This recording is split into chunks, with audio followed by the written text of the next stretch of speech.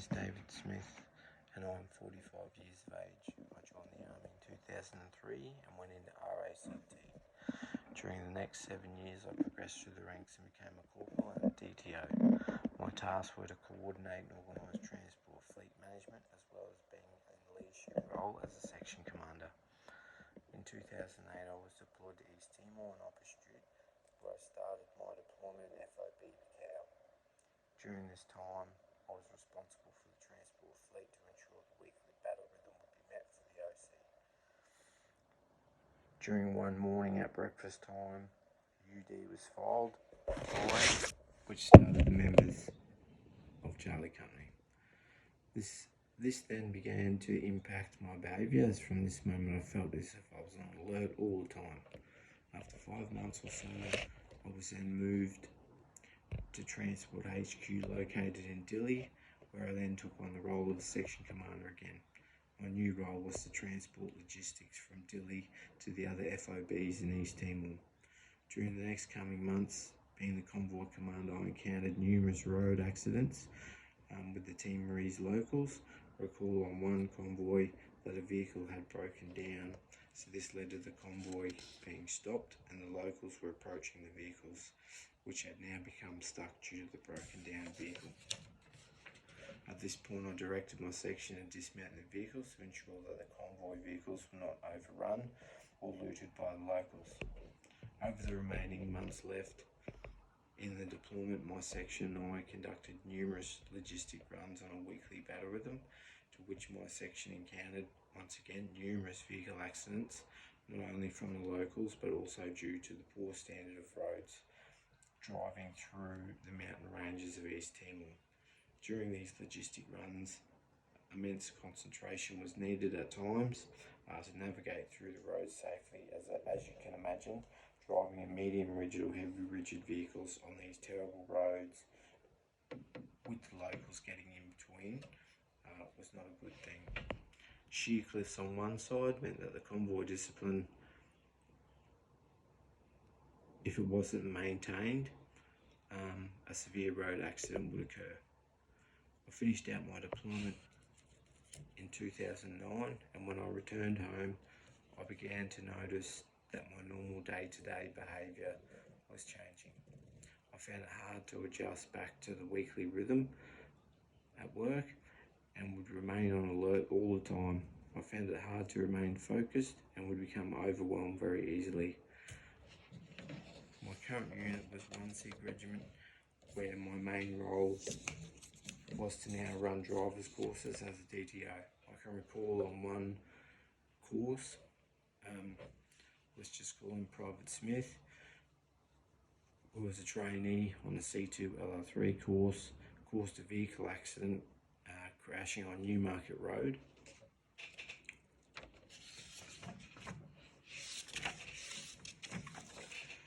Where he crashed his LR3 6x6 Land Rover into the back of a bus.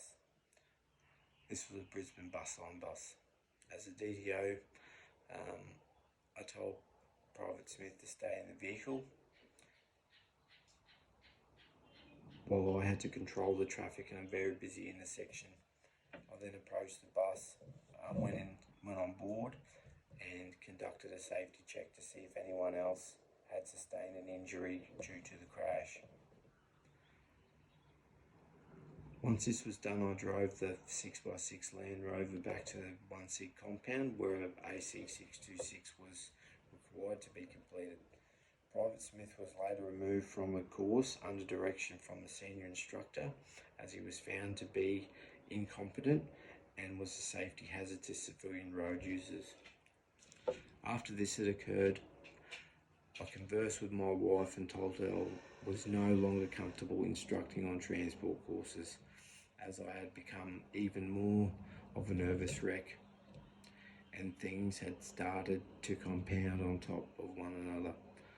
After my deployment at East Timor, it was at this point I started to realise that I could no longer fulfil the role as an RACT transport DTO. Not long after this course, I conducted a CFL course where I got a recommendation to become a PDI. I discussed this in depth with my wife and shortly after submitted my claw transfer into becoming into the Royal Australian Army Medical Corps as a PDI.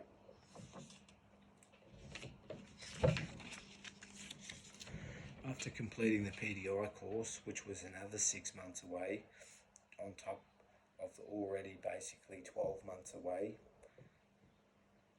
I was home, and then I was posted unaccompanied again to Albury-Wodonga for 12 months, where I spent the following year only seeing my family once every 8 weeks.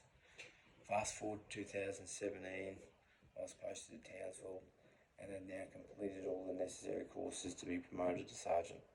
This year was by far the worst of my army career, and as the workplace was disjointed, poorly managed, to the point where I would avoid the main gym so I wouldn't get mixed up in the work politics. During this year, I was given 3 RAR to manage, to which I soon found out was run into the ground. There was no equipment, I was given no support from my peers or my superior chain of command. During all this time,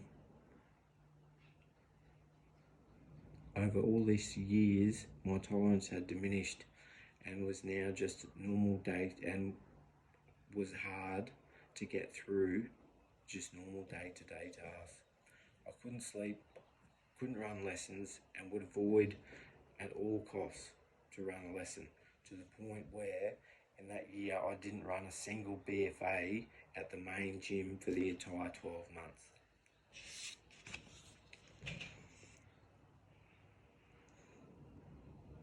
Lo and behold, I was promoted to sergeant at the end of that awful year. Finally, I made it to the end of the year, where I knew that my trauma that I had suffered during my deployment and as a DTO had caught up with me. Over that Xmas, I was extremely suicidal and just an outright wreck. I would barely leave the house, lost all interest in my family, my hobbies, my job, my friends. I'm embarrassed to say it, but I even told my beautiful boys that I was no longer their friends and I hated them, as I just wanted to die. That Xmas, I brought a rope home from work and had intended to take my own life, but thank God I didn't go through with it. Xmas break was over, and it was the worst Xmas myself and my family have ever experienced. Over the years, post-deployment, my sleep diminished and nightmares were becoming more regular.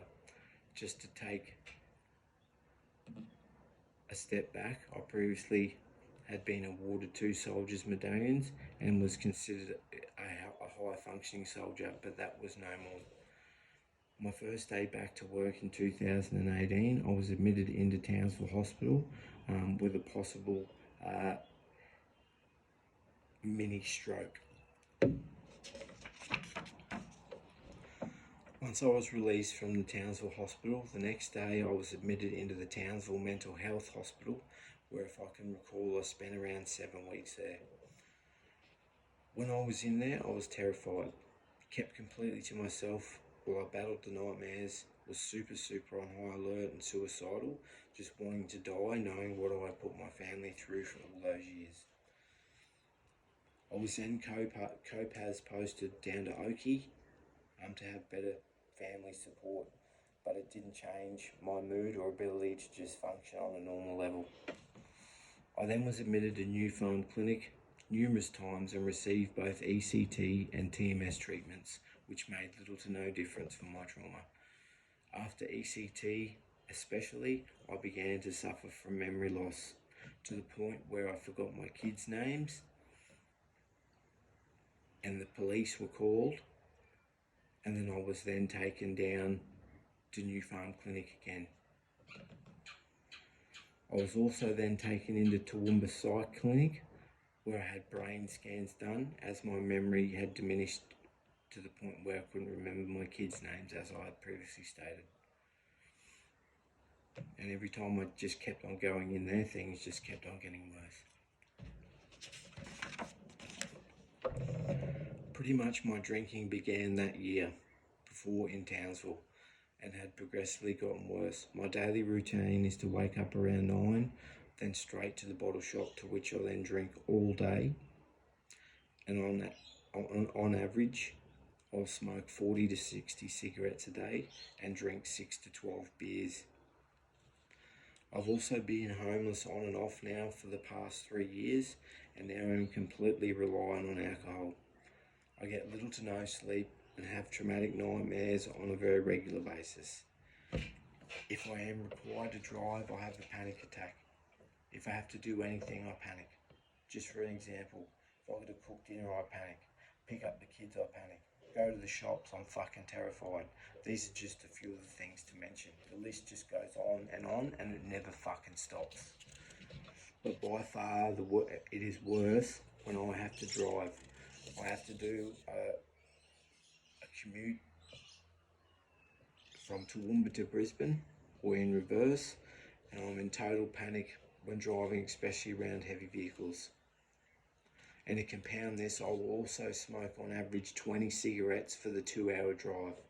Now, I'm no good at fucking maths, but I don't think that's very fucking good.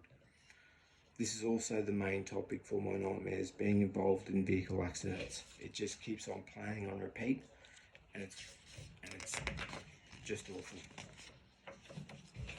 Since serving in East Timor, my mental health has been in steady decline, as all I do now is consume alcohol, smoke cigarettes, I barely eat, I get little to no sleep, suffer from extreme panic attacks and nightmares. I barely leave the house, and when I do, I'm frightened and on alert to the point where my mouth begins to get dry and then the trembling begins. I've lost all my interest in my hobbies, my friends, even in my kids, which is embarrassing to say. So many people have to go through shit like this, and there's no fucking help. I do realise, yep, I haven't been blown up by an IED or anything like that, and I'm grateful for that.